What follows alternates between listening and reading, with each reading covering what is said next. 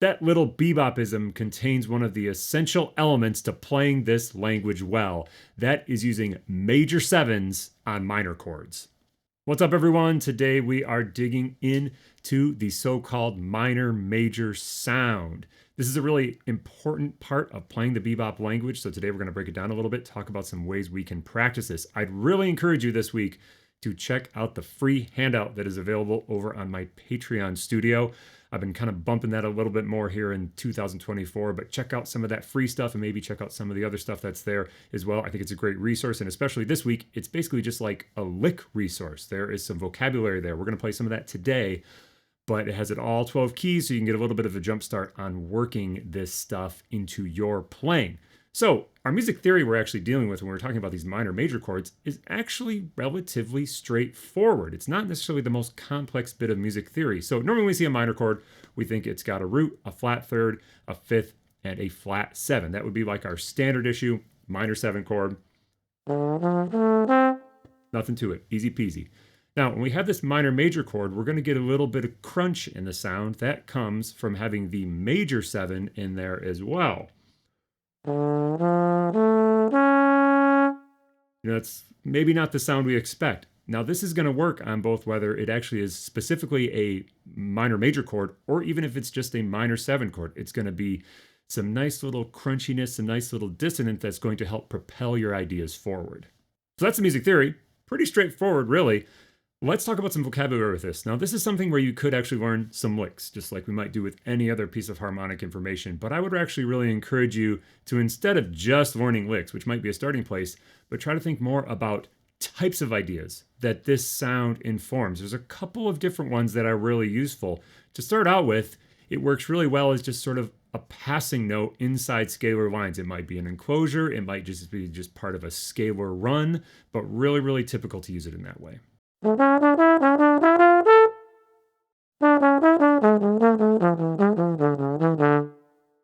neither of those ideas did the major seven actually function as like the main part of the idea. It was just a note we moved through. There was kind of a momentary little bit of crunch or of kind of forward momentum that C sharp, in this case of D minor, provides us. It really wants to get back to D, so it kind of helps us to move forward in lines in the way that just having a C natural without that little bit of chromatic movement up doesn't necessarily get us there.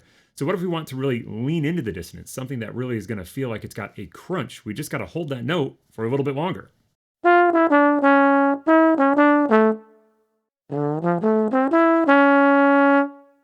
That can be really effective as well, whether it's like the first idea where I resolved it eventually, or the second idea where I just sort of left it hanging. Especially if you leave it hanging, that's a really opportunity for the rhythm section to be like, oh, this soloist just played something interesting.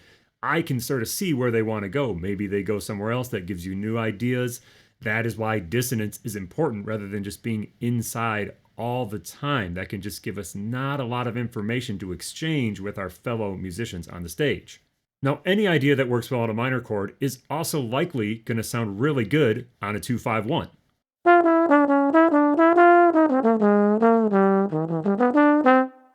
Whether you know it or not, you're encountering this idea all the time, even when you play one of the most common blues heads. Tenor Madness has one of these in the turnaround. Now, I'm going to play it here with the minor chord as the D minor, just so we're all in the same key for this example, but normally it would be a C minor chord.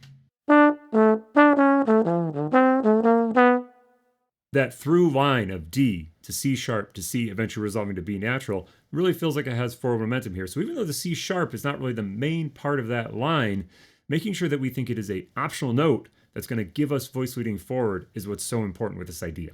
And finally, if you want to extend just a little bit further, we can really dig into some interesting sounds with the so-called flat six pentatonic. Now, this is a little more complex idea. I don't want to go into it too deep today. If you want to know a little more about it, I released a video, a while ago now on this. I'll throw a card in the video that has it all broken down. But basically what we're doing is we're making a major pentatonic based on the fifth note of whatever minor chord we're on. So in this case, we're on a D minor chord. So we're going to build a major pentatonic off of the A. That's going to be an A, a B, a C sharp, an E. Now, major pentatonic normally has an F sharp. We're going to make it an F natural. That is the so-called flat six pentatonic that we're going to use. It creates this scale.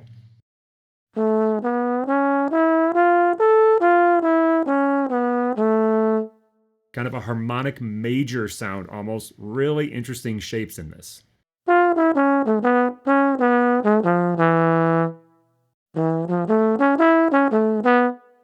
So each one of these types of ideas certainly has its own little vibe, some of them more tension-filled, some of them less tension-filled, but for the most part, anywhere you have minor chords, you can apply this concept of using a major 7 on there to give just a little bit of crunch on the sound. So let's see how this stacks up against some chords. We're going to look at the Miles Davis classic So What, off of Kinda Blue. Now, on that album, they're really talking about modal playing. That was the impetus of that album. So they might not have used as many major 7s on minor chords on that album as we're going to right now, and that's all good. You know, it's not like a rule that you have to play like Miles when you play this tune.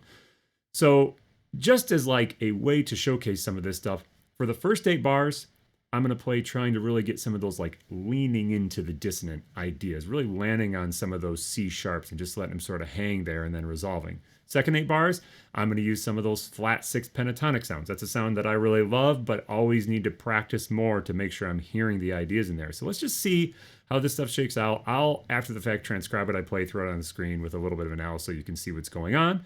And let's just see what happens with these major 7s on minor chords.